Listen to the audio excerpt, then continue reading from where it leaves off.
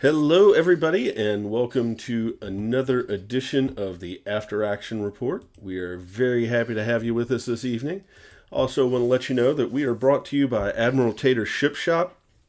He has got a full line of Leviathan's accessories for you. He's got a full line of Star Wars Legion accessories for you.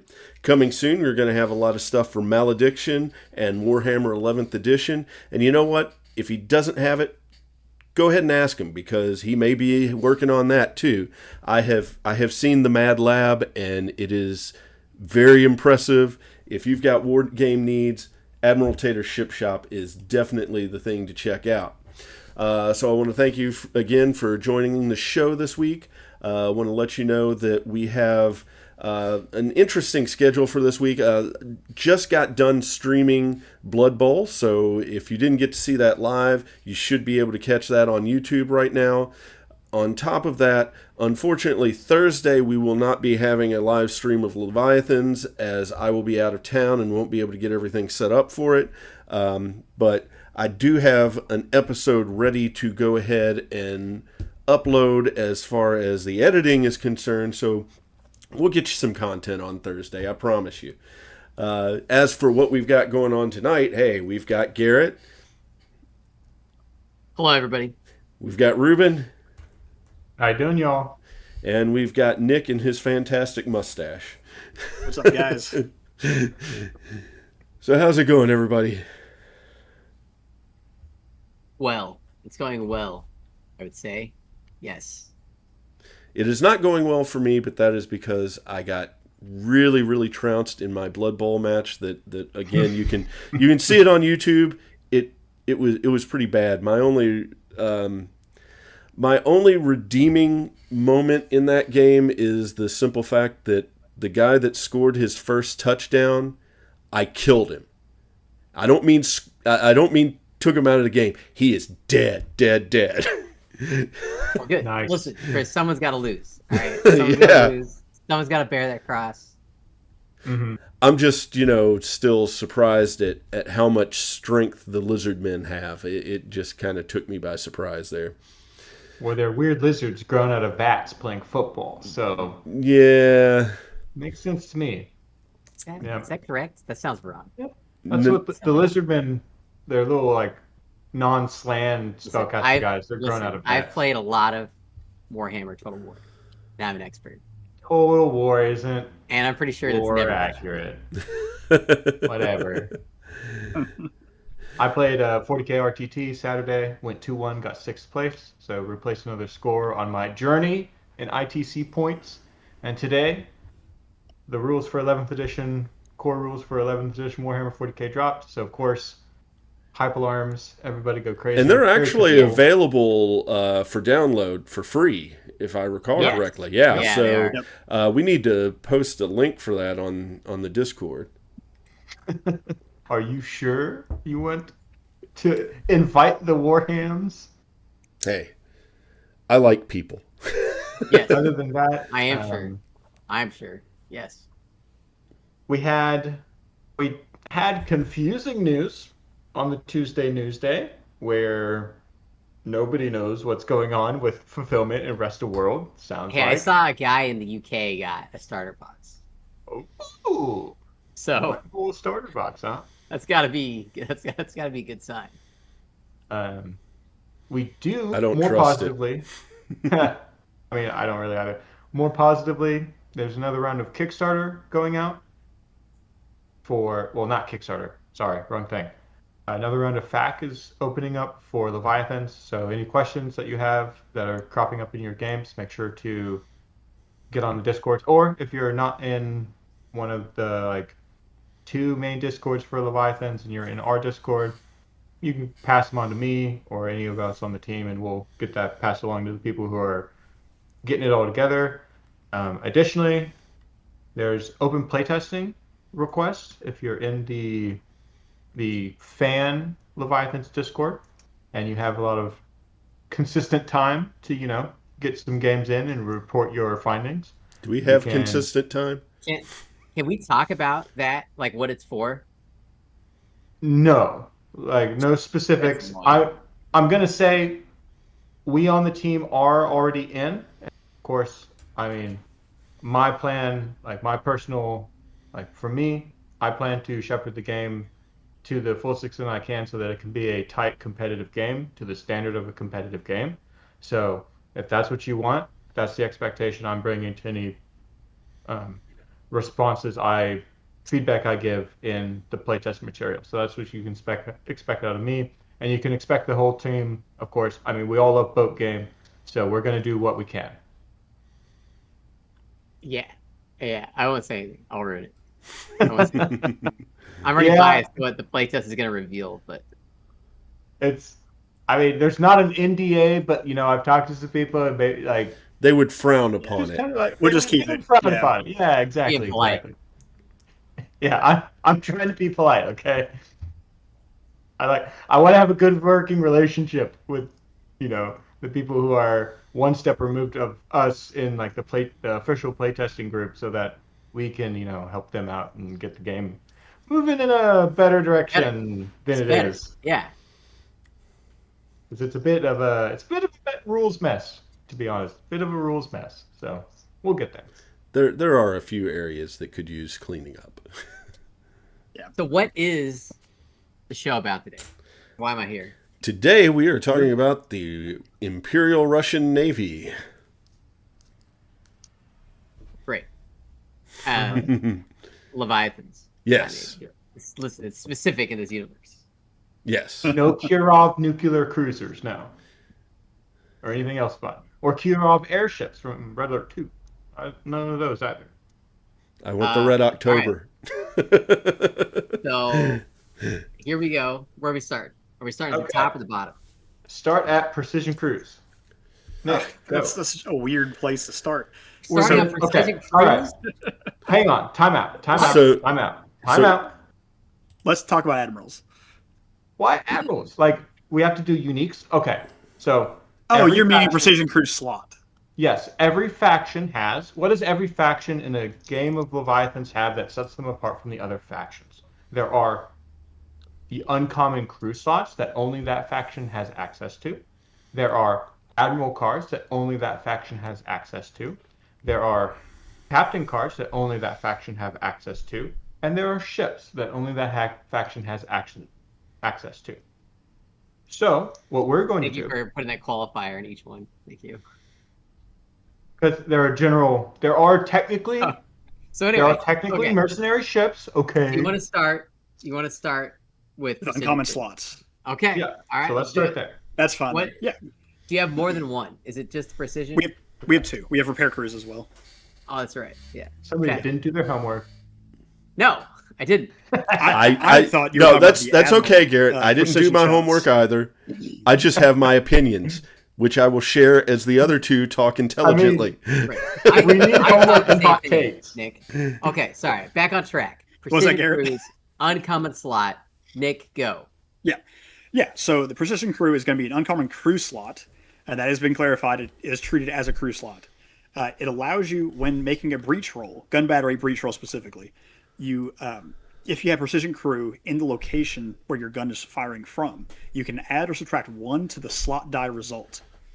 It's made after the modifier is made after the breach roll, so you get to see what you roll, and then you can choose to +1, -1. However, you do have to do your +1, -1 before you do any kind of rerolls for bracketing or saturation, or if you're rerolling for breaking the keel.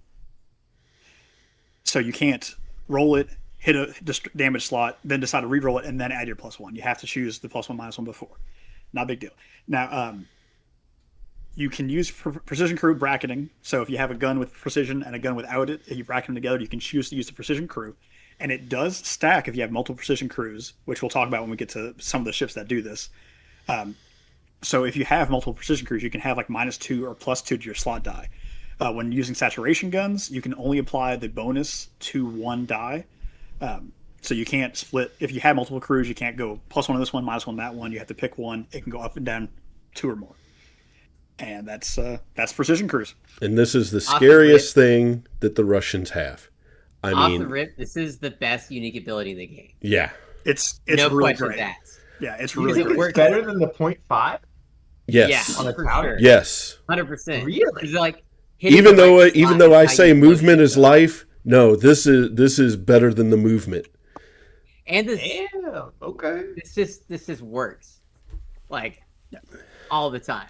It just works. I mean, I think, and here's what we're looking at. Okay, you have a shot that first off may bounce because the number wasn't high enough, but now I can move it to a slot where it doesn't bounce. So now I'm controlling whether or not I hit, or if I've got a good enough roll, well, maybe I can hit the Tesla coil trim tank, or maybe I can take out that gun that's not going to get to shoot me now.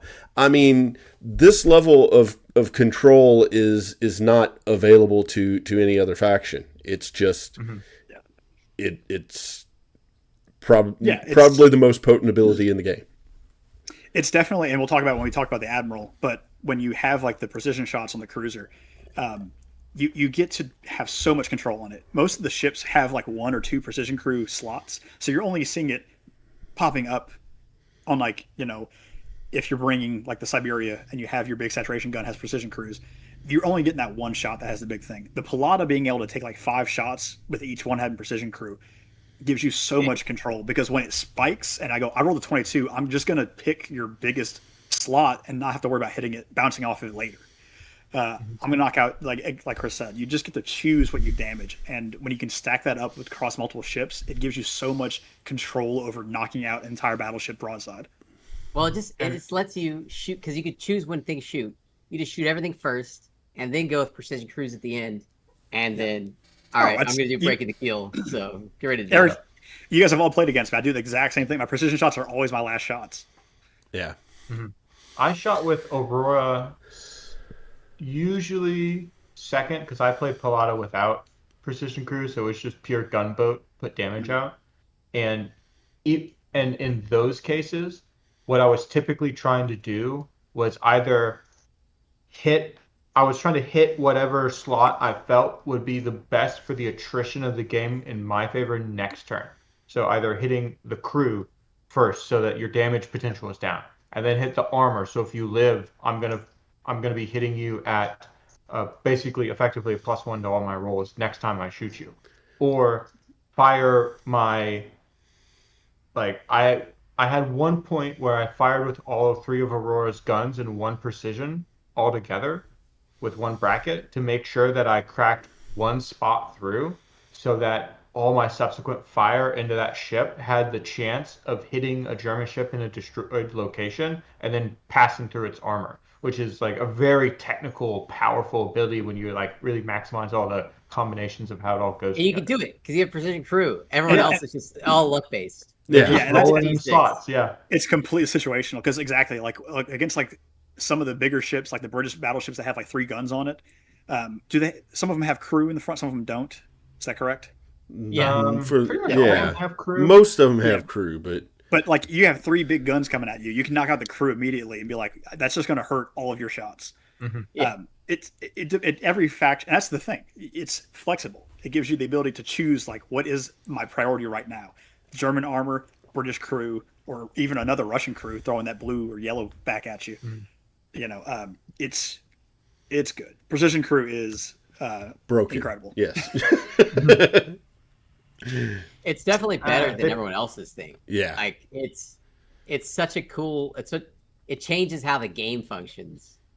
I think it's a positive thing. It's a cool design, yeah, and they do pay for it, because when you compare all the Russian ships to other ships, their close range, like spike potential, isn't as high as the other factions because they don't typically have as many guns.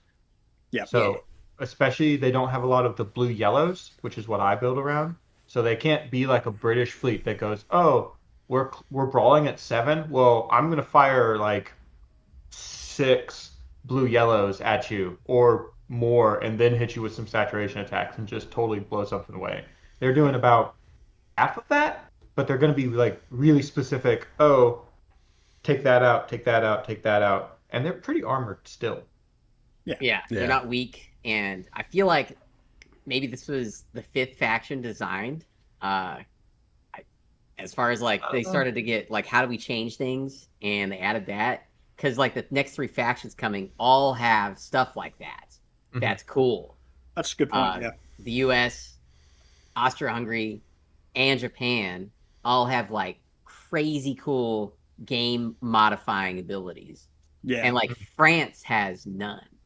And I think that's the key thing is They that have yellow torpedoes. France doesn't have a unique uncommon, which No, to me is just mind-boggling. Why would you it's like ever design It's a technically faction like that? technically they have the high explosive torpedo, but it's not. yeah, But but it's Americans not did good. that. It's not Oh, good. okay, Yeah. yeah. So Yeah, it doesn't have the uncommon faction name France in slot. Yeah. parentheses thing. So, I mean, least British Britain- have at least British Britain have the has sniper snipers. guns, but the thing is, we don't have enough of them. There are Yeah. very few No. ships that actually have the sniper guns. At least Britain's ships are like designed well. Good armor, good guns. Like at least that. At like France, no. They're just so vanilla. But anyways, back to Russia and our Next. precision crew. So Repair we have one crews. more repair crews. So repair crews are again another uncommon crew slot, so they count as crew. They cannot be used to fire a gun. So you'll see yellow and red repair crews in some of the ships. They can't. You can never add them to your battery attacks. However, they are allowed to attempt a repair on a turn in which a slot is damaged, which is incredible. The dice for repair crew can be pulled together between repair attempts. So each repair crew can only be used once per repair phase, but you can apply multiple dice like spread out. So each repair crew can still only work once. Each one can still only attempt to repair one slot once, but you can pull your crew together, which on some of these ships that have multiple repair crews can get really nasty. And then the coolest part that I've really struggled to get working in a real game is repair crews can be used to repair slots on other ships as long as the ship making the repairs has 2 hexes adjacent to the ship being repaired. They're treated just like repair crew or repairs in another location. So you have to hit an 18. But you have like little destroyers and cruisers that have, I think the Aurora or one of the cruisers has red repair crews. And you can slide it up alongside a battleship and send 2 dice over to repair a slot on the same turn your battleship gets damaged. And that adds to the is gimmicky. survivability. You know? Yep. Super gimmicky. Yeah, it's really hard to get working effectively because you have to have the repair crew have to be alive, so they can't get shot out by turret fighters or just unlucky slot dice, and you have to lose a slot that can be repaired. Now, a lot of Russian ships, because of all the extra crew, have like between armor and crew, most of your battleships have like 3 slots in every location that cannot be repaired. So you have to kind of get unlucky so that you can get lucky with the repair crew getting to kind of pop off in a way that really shifts the game back, but it can be a really helpful comeback mechanic. And it's the neat. destroyer tends to just die? Like Yeah, the Norvik? I really want to try to do like screening behind like bigger ship so that it can repair. But again, like if offensive screening only picks one ship, then it doesn't matter because 2 ships shooting into a destroyer have a really good chance of just killing it in one reactivation. So I don't know if you're supposed to just sit it like you sit your battleship outside of a cloud so your destroyer can sit in a cloud and be safe. Like it's really situational. I guess the best thing to do would be to actually have the battleship defensive screen the destroyer. Right, but then your battleship like moved 1 hex and defensive screened. Well, it as long as they both end next to each other, it still goes off. Yes. So yeah, as long as the destroyer ends its movement next, like up against Mama Whale, it should still do what it needs to be doing. So maybe, but as we've discussed, that defensive screening stuff is hard to do. Yeah. Also, this comes back to the same problem in Armada. I like spending points on defensive stuff is like don't plan around it because that's like not how you win. Yeah, right? You're planning to fail, I guess. Like in that case, right, with all the repairs. So all that matters is precision crew. Stack it. Right. That's all that matters. I tried kind of early, especially early on, trying to build around repair crews, and it never worked. The timing of it. So I think it's a nice bonus to have if you have them, but I wouldn't pick a ship over another because it has repair crews. Yeah. Also, our meta just loves rolling crew slot first on a high damage roll, and then your it's villager's crazy. dead. And Not only do we that's all not bring even turret counting the fighters, turret fighters that we're playing. yeah. It's just like the random gunshot at the beginning of the game. It's just, oh, your crew compartment, blah, get out of here. By like round 4, Every I'm rolling time. 2 dice. Yeah. Only. That's why I'm bringing nothing but like interceptors and fighters to protect my freaking Russian crews. Yeah. Yeah. Okay. All right. So that's the uncommon slots. What's next? Admirals? Yep. Next. I'll just keep reading. I have everything up. You're the Russian man, so it is you. And you have the mustache to prove it now. That's why I did this for our Russian episode. So it only took him 1 week, folks. 1 week. So our first Russian Admiral, Rapid Repair. This is our 10-point Admiral card. Once per game, during the repair phase, you may automatically repair a slot without making a roll or using a crew slot, even if the slot being repaired was damaged or destroyed this turn. For 10 points, this is value. Pretty good. 10 points. Yep. It's fine. Toss it on there. Yeah. If you don't want to if you can't afford a better Admiral, this is a perfectly fine cheap Admiral. If you're at 90, if you're at 990, don't take this. But if you're at 30-point bid, do take this. I definitely agree with that. I definitely agree with that. I don't know that you need to always have a bid with Russia. You can build around it, I think, because they don't care. They can play 0 and they can play 10 and be fine either way.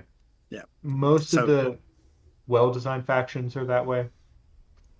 Now the next Admiral is why you'll never take the first Admiral. Yes. Yeah. So 20 points, precision shots.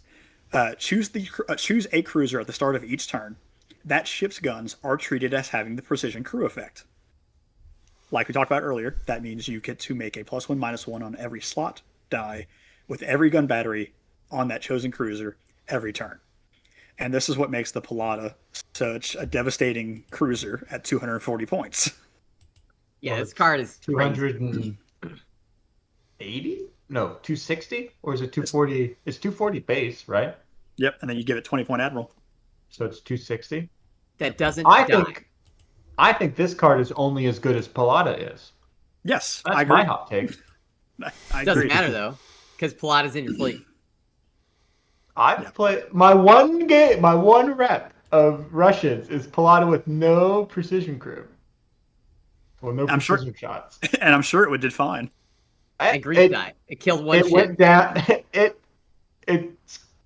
defensive screen Maria, so Maria didn't die and then got exploded and shot the crap out of Grief. So it part at 240. It's already good.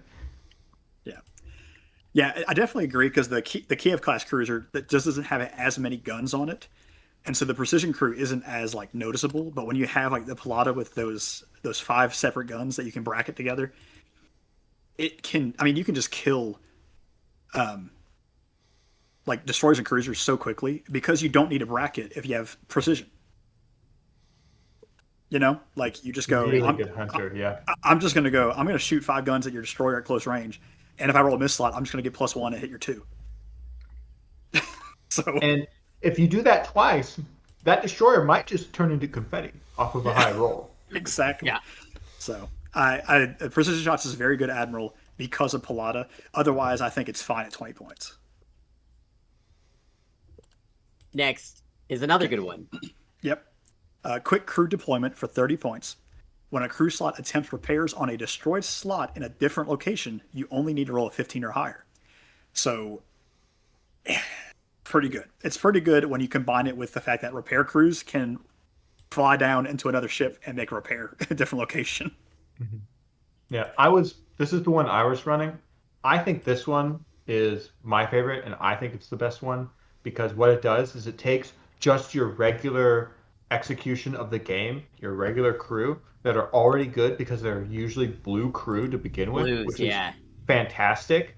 And then you just say, oh, all these blue crew on the other side of my ship, on my battleship, and my bow and my stern that aren't getting shot at, they're just going to come over to the one hull that has got shot at for 2 turns in a row, and we're just going to repair a slot every turn. And that doesn't sound great, until you realize that you're adding like 3 slots to the attrition that they have to keep shooting you after they've lost guns and crew slots and everything else. So it's just extremely hard to actually put down a battleship when this admiral's in effect. Love it. Yeah.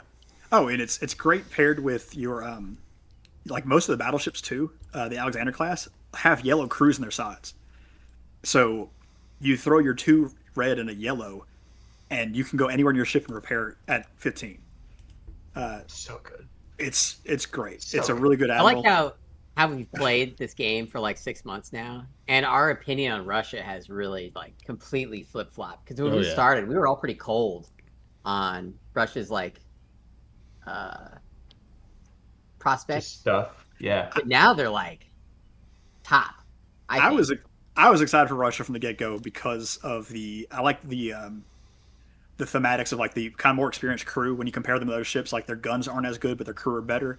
And I like the feel of that, and I am really glad that it kind of translates to the table that way. It feels really good.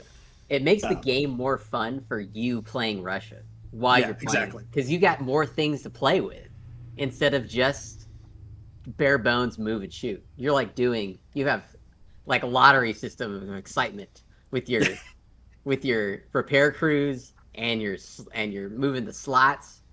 Like every time it's something new for you. Instead of I just rolled a 2, I needed a 3. Oh, I can get a 3. 4 Italians, my beloved. 4 Italians. Next, now the next, I think the next 2 are good, but I don't think they're worth the 40 and 50 points. But they're still good. They're still good. But we'll talk about that in a second. So 40 points, double shifts. Once per turn, you may make an additional attempt to repair a single slot. For 40 points, it's a lot because it's kind of like we were talking earlier, paying for defense. If you're at the point where you're taking 40 points on an admiral because you're really worried about losing your 1 gun, that's a lot. Don't take that ship. Yeah, like it's a lot. I love the Siberia and the Vladivostok battleships, but they play differently than the Alexander class. So like taking an admiral to make sure that you can get that second attempt on a repair, I just don't think it's worth 40 points. Because you can take repair crew and just get a repair at a 15 for 10 points less. At best, you're mitigating for 40 points what you could have just mitigated by flying better, or you're winning more off of using a double repair, or trying to spend too many points to do defensive stuff when the game is really offensively tempoed. So you're generally, that's why I like quick crew deployment. It just does the thing that you do in the game for 30 points, and you're going to roll those dice anyways. They're just better. So. Yeah, it's more efficient. Like double shifts gives you that second chance. So you rolled like a 4 or 5 on like your 2 D red and a D yellow. But like even in best case scenario, you're looking at like a 65% chance of getting a repair off. Yeah. So like the reroll is great, but it's not guaranteed. And then again, you also have that once per game 10-point admiral that lets you just repair it without even spending a crew. So like, why are you taking double shifts when you could just make that one turn? And this is like we talked about to compare it to like Armada with like redundant shields. You're not using it on turn 1. Yep. Probably not using it on turn 2. Yep. You probably don't need it on turn 6. Mm-hmm. So for sure. For 3 turns, with the repair crews. Honestly, like our games, we're maneuvering the first 2 turns, and then we're shooting for like turns 3 through 5 typically. So you got to keep that in mind when you think about anything in the game. The first 2 turns of that thing doing stuff isn't really going to be damaged. So keep that in mind when you're building your fleets. Yep. So I'm not really sold on double shifts. I've tried it a couple times and really didn't get it to pop off. I think maybe I got a repair from the reroll, and I was like, that's cool. But like, it's not gonna, for 40 points. I want something that's going to like make its points back. Yeah. So. I think we'll see if this is a hot take, but I think most of the 40 and 50 point ones are generally not very good. Agreed. But it's almost like they're backwards. Sometimes, like they're just not quite powerful enough for what they could be doing. Flipped. Yeah. And then, so finally, let's just cover the last one, and we can talk about all of them in sequence. But Master Repair for 50 points. Add 1 D green to all repair attempts. Ew. Sounds really cool. You get to add that green. You already have, like, Russia doesn't have green crew except for like 3 slots in the entire fleet. So you're already throwing 2D red with like a D blue. Adding a D green in there is helpful. Dude, But green dice suck. Is it worth 50 points? Yeah, you're getting an average like 2 or 3 on your roll. When you compare that to Quick Crew, which drops your target from 18 to 15, that's a guaranteed 3 lower in most repairs when you're not in the same slot. Mm-hmm. Yeah. So much better. So and not random. And not random. Yeah, so like instead of hoping you roll a 3 or 4, you just could be 3 lower. Mm-hmm. For 50 points? For 50 points. Blue. Terrible. It should be a blue for 50 It should be points. blue. I think for Ooh. I agree. I think for blue, because also if you think about your repair crews, they can pull together and you can send them to other ships and repair on the same turn. If you were throwing like an extra die on top of that, that's like really efficient. But it comes again with what we've been talking about, where repairing itself is not a winning strategy. Mm-hmm. So for 50 points, I'd rather take Quick Crew and Precision shots together for 50 points. That's a good way to think about it, actually. And finally, of the non-ship components, captain cards, captains. I don't think you've never ran this, have you? No, because I don't run the Kiev cruiser. I run the Pilatus. So Anastasia Romanova is our Kiev cruiser captain card for 10 points. Repair crew may attempt to repair crew slots. The player must roll an 18 or higher. Boo. And it's cool because we have one cruiser that has red repair crews in the Kiev class, and that is the Alexandra. Yeah. So pretty cool. But the Alexandra has 1 gun on it for 240 points. Oh no! Don't do that. Isn't it supposed to be like a repair ship or something? It is a repair ship. It's got one gun turret in the front with 2 precision crews. Pretty cool. But it's only got speed 7, and but its sides have like 3 armor slots with the repair crews. But even with the 3 armor, the repair crews have. We'll cover the ship in more detail in a beautiful design package. This thing right here drops the ball hard. It's just for 240 points. Like I just you put and then you just staple the 10-point captain to it. 250 points to have your ship that can follow your battleship around and repair its crew slots on 18s. 250 points. Yep. You know what I get for 250 points? Grief. And grief I would take every single time. I want to say this in case Felpers or whoever's listening, well done on Russia. I think these are all pretty good. Like we got like 1 or 2 duds. But that's going to happen. Yeah. Until we get to France. Where So bad. We've gone over all the non-ship components. I think it's like important to really actually quantify what we think this faction's identity is. Now, Russia's going to be easy. There are some other ones that we're getting to later that are going to be way more convoluted and difficult. But based on the actual components of the game that we have, what is Russia's identity? And clearly this one is easy. Like they are the crew faction. Like that's what they do. So, clearly you've got crew that gun better. You've got crew that repair better. You've got upgrades that say immediately repair a thing or do your special ability better. And like a upgrade card that says do your special thing better generally are always good in games.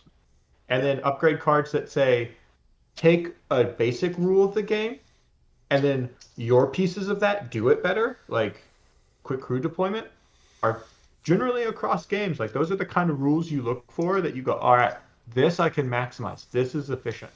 And of course, you've got a few that are a little too expensive because they put 1 at 50, 1 at 10, and they just kind of put some rules out. And then one that's clearly limited by the class of ship that it's in more than what the card's ability is. Yeah, and I feel on the table, Russia does a great job of kind of playing that attrition game, which we'll cover like more of the ship layout and stuff. But like because of the repair, because the ships are already a little tankier, they're on the whole they're not they're not German, but they're pretty tough ships. So like when you get a slot back, that's a lot of value. And so I love flying Russia very aggressively because they can kind of they're an endurance fleet, right? They're not going to knock you out in one turn. They're going to say you're not knocking me out in one turn. And that part of the faction is really more supported by their ship design than their support cards, like their unique cards. So as we go into discussing the ships, what we're not going to say is that this ship is worth its or not worth its points, because we already know that the points are going to change at some point.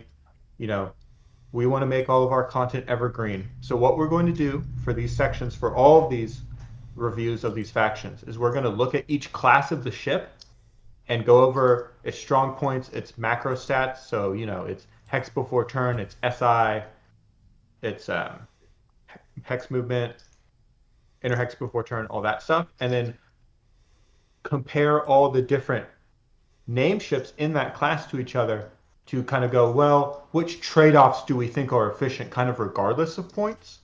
And then that'll keep this content more applicable in the future as the points of the game kind of churn and then settle to wherever a more balanced position comes out.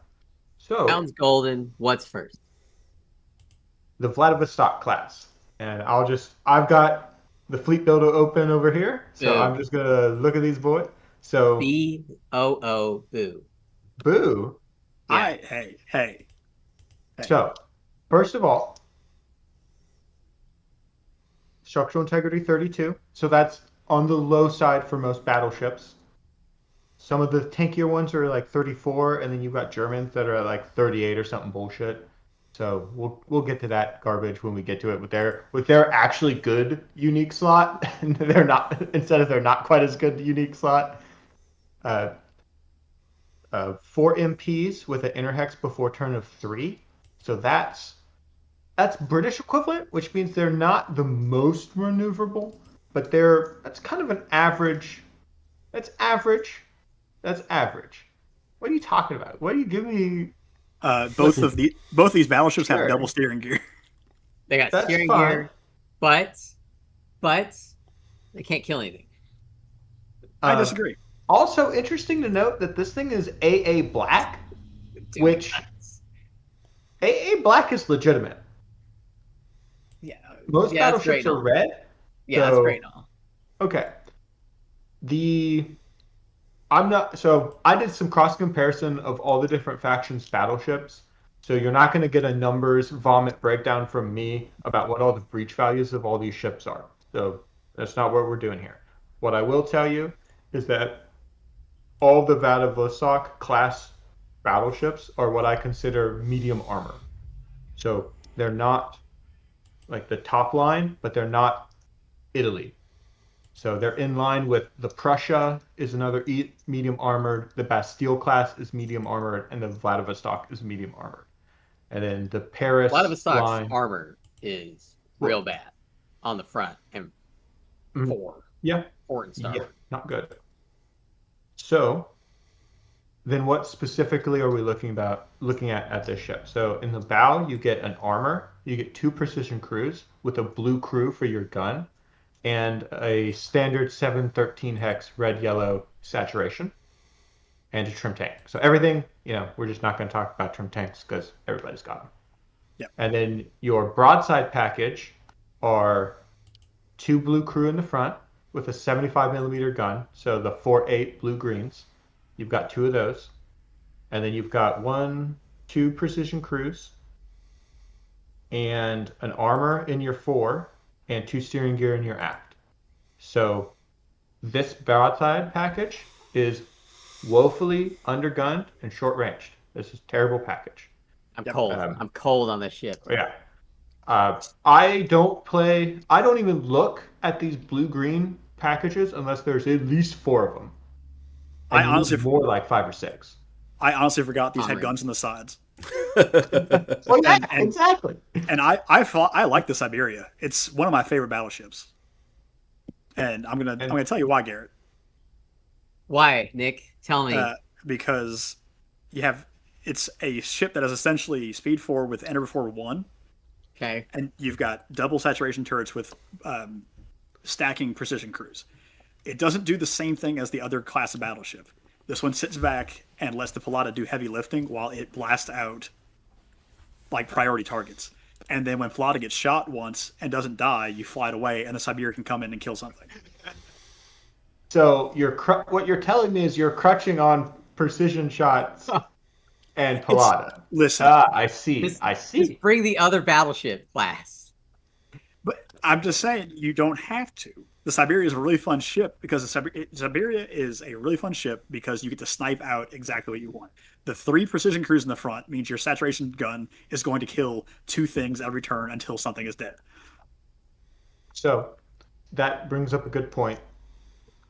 What I described was the Kamchatka. So that's the one of the 2 in the line. So what does the Siberia trade compared to the Kamchatka? Let's go. Siberia, it gives up an armor in its bow for an additional precision crew, which is risky. It trades its gun in the fore of its broadside for a repair crew at yellow. And it goes, I think that's it, because it's got the precision crew, and it's got 2 blue crew. Oh, and it trades a Precision crew for armor. precision crew for an armor. Interesting. Yep. So this thing is even worse gunned than the Kamchatka. So me personally, I would never fly Siberia. Terrible shit. There are very few situations where your front and rear turret can hit the same target. There's specifically one pattern that does. Yes. I've consistently gotten broadsides with Siberia. We need to look at the tape. Okay, I was like, roll it back because I consistently because again, this is one of the only battleships in the game that can turn twice in one turn. Yeah. And so it's really easy to just fly forward and then go turn, and broadside. Well, and you can only broadside something in the center. Yes, but how many games are we outflanking each other with battleships? Italians, but Italians. But listen, but Italians are going to die anyway to the saturation gun. So okay. I like, why bring this when you can just bring a better battleship? There's not much argument to be had there. It's a different fleet. It's a different fleet. That's what I'm saying. Like, you're just bringing this in spite of the better battleship.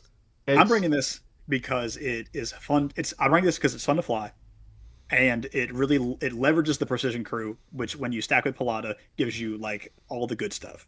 No fun allowed. No fun allowed. He's Pure right. efficiency. All right. Next is the Alexander class. So the Alexander class is the Maria, the Ivan, the Alexander the Third, and the Peter. Correct? I'm reading them all here. So I'm just gonna start with the Maria because it's my favorite, and it will just work out. Solid ship. And I think it's the best. Like, this machine, it's really good. All right, Maria class, 33 structural integrity, which is average. Starting MP of 5, so fast, with an inner hex before turn of 3, which is average, and red anti-air, which is also average. But then it's got the steering gear to make it more maneuverable. Yeah. Mm-hmm. The armor package on this ship is in line with Leviathan and Paris. So when you look at all the stats of the breach values of the battleships all next to each other, it's very clear that Paris and Leviathan were designed right next to each other. And this ship has a very similar armor pattern, which means it is a good armor layout. This thing is durable. On top of whatever actual armor slots it has, its breach values are strong. It's the Maria's bow is armor slot, another 713 red yellow saturation gun, a precision crew, and blue crew, and another armor slot. So already we've got a much tougher nose. We're still getting the precision crew, and we're still having blue crew slots, which is that's very common for Russian battleship design, is those three things together. And then the four, well, here's the broadside package, and this broadside package is why I love this ship. Armor, a wing turreted, so a wing turret is a 4 gun in a turret, where the rest of the guns in the battery are not in, they're in casemates, so they're not turreted. So a wing turret, 610 yellow blue, a blue crew, a red torpedo, and another armor. And that's coupled with 2 more of the 610 yellows, another blue crew, and another torpedo, and a steering gear.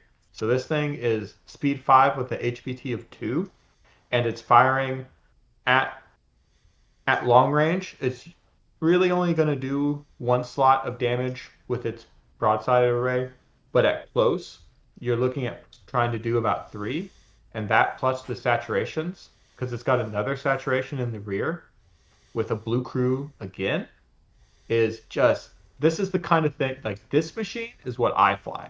Like, Nick likes the cutesy, like, techie fly around stuff.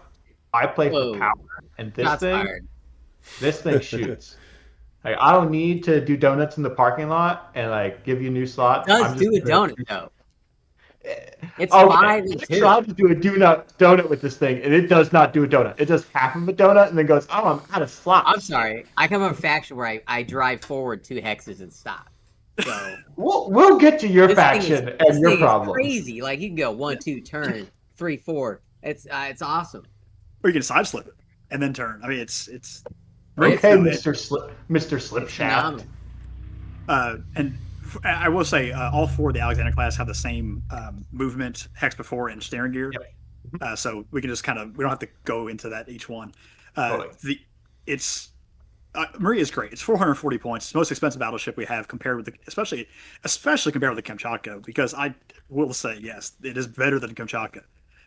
So how they're the same points, I don't really get that one. I think the Vladivostok need to come down a little bit, because I think they would fill a better role as a budget battleship. Steering gear. They value steering gear really high. So Maria being on the same level as Kamchatka is like, I don't know about that. Maria is brutal. She can really lay a punch. So I mean, you can't go wrong, I think, starting with Maria. All right. So next up, Ivan. So what does Ivan trade in comparison to Maria? So Ivan trades out one of the precision crew in the bow to go with a second saturation. It's still got the 2 armor package. It's still got the blue crew. And then it trades out the torpedoes and the 3 yellows and the wing turret for 4 of the 4-8 blue greens. It's got the same 2 armor in the 4. It's got yellow crew instead of blue. This is a great ship.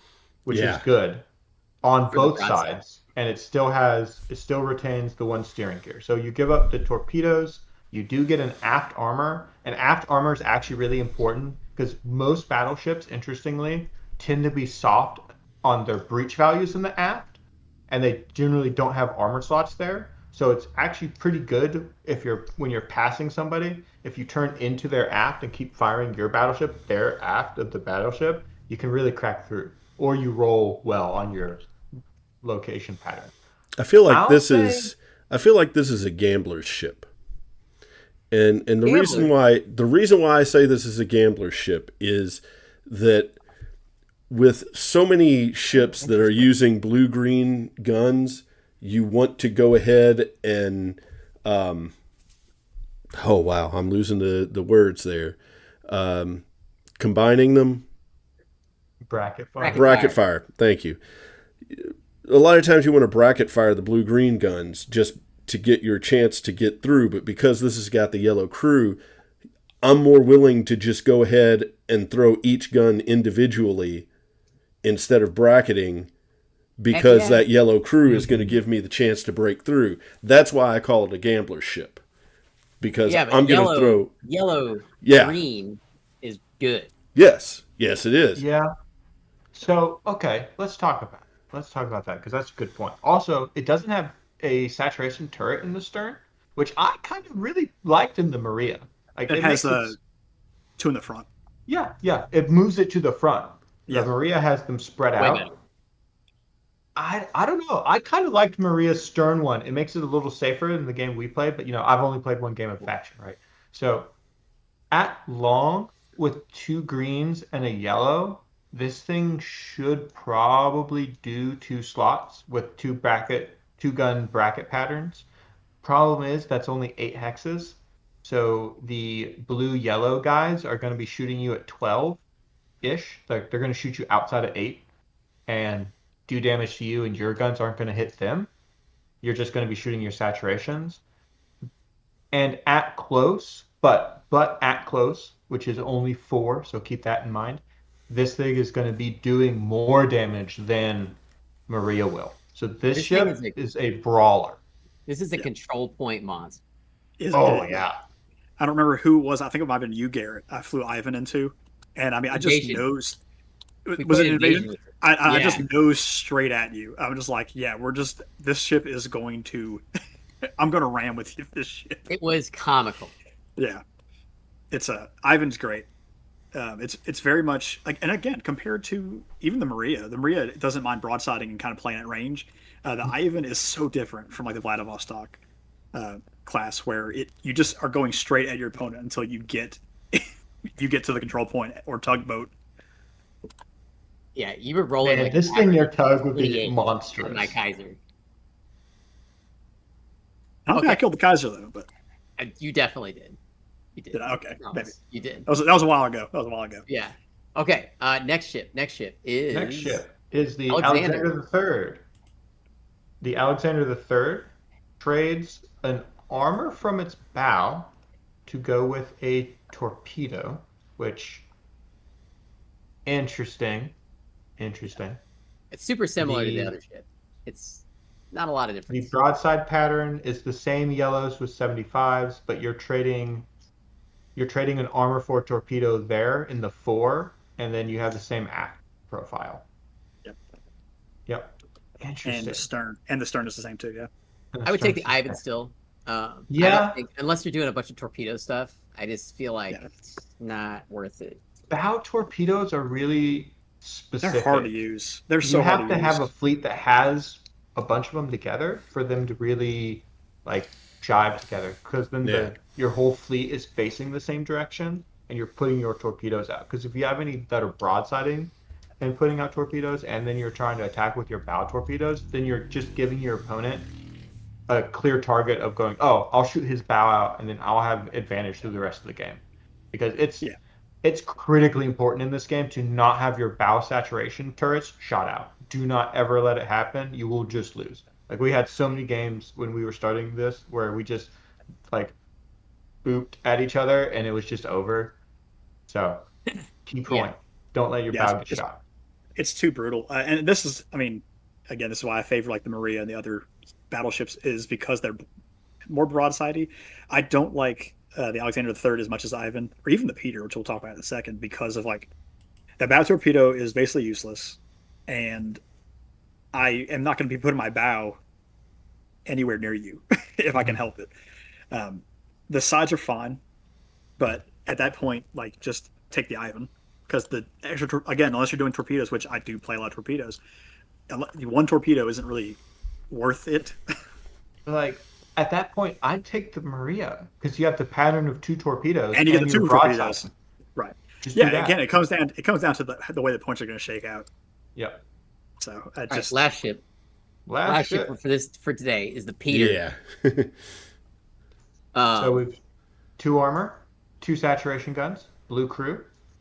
We've got the same 4/8, only a 3-pack actually, and then we trade an armor on the 4 for another green crew, and we trade a gun on the aft for another green crew. Already say no. Now, you've really got to have 4 guns in your broadside package with these 4 8-hex guns. I refuse to play below 4 of them. They just, at long range, you need to bracket 2 of them together with the yellow crew. If you don't have yellow crew, you've got to bracket 3 of them together. So you're really looking at patterns of 3 to be able to do anything at your 8-hex.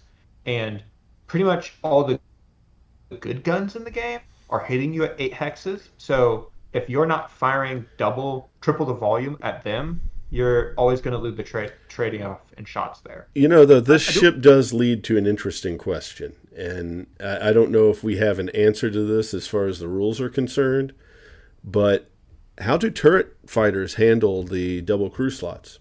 You pick one. You do actually get to pick, or do you have to? Because, okay, I wasn't sure if that was actually stated in the rules that you get to pick the slot. Yeah, you choose a crew slot. Yeah, it's just choose. I did want to clarify one thing to what you're saying about bracketing. These 3 ships, because Maria's got a different gun, these 3 ships, they don't have 75 mils in the aft. They have 75s in the fore and 102s in the aft. So you can't not bracket them together, which makes the Peter even worse. Yeah, that 102 in the back is just a lot of the ride. That whole aft part of the ship, except for the steering gear, is totally wasted. Yeah. This is a ship they had to like combine 2 of the other ships like features and just make something different. And I feel like they just kind of they were starting to scrape the bottom of the bucket at the point of this ship. Yeah, the design. Prussia changed my opinion somewhat on the whole redundant crew in a slot after playing against it a couple of times, but that one's blue-green.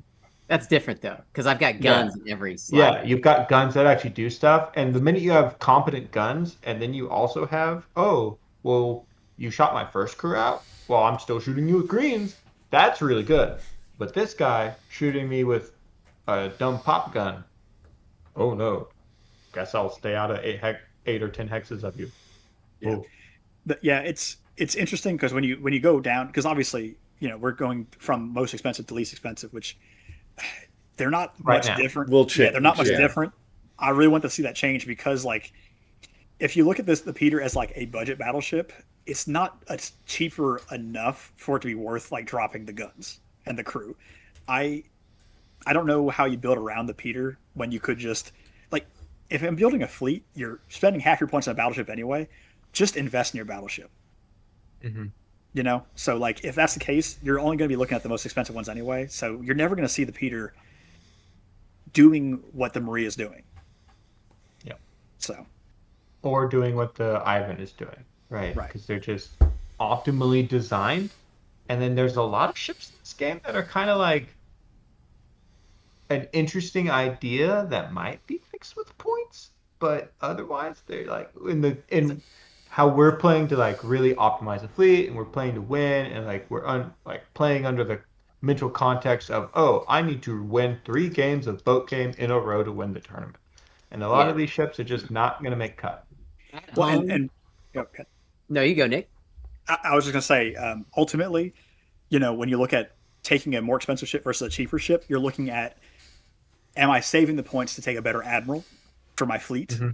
And the trade-offs of taking a cheaper battleship are not worth it, like we talked about with the admirals, where your more expensive admirals don't feel worth it either. Yeah. Well, with that, we're going to have to call it a night here.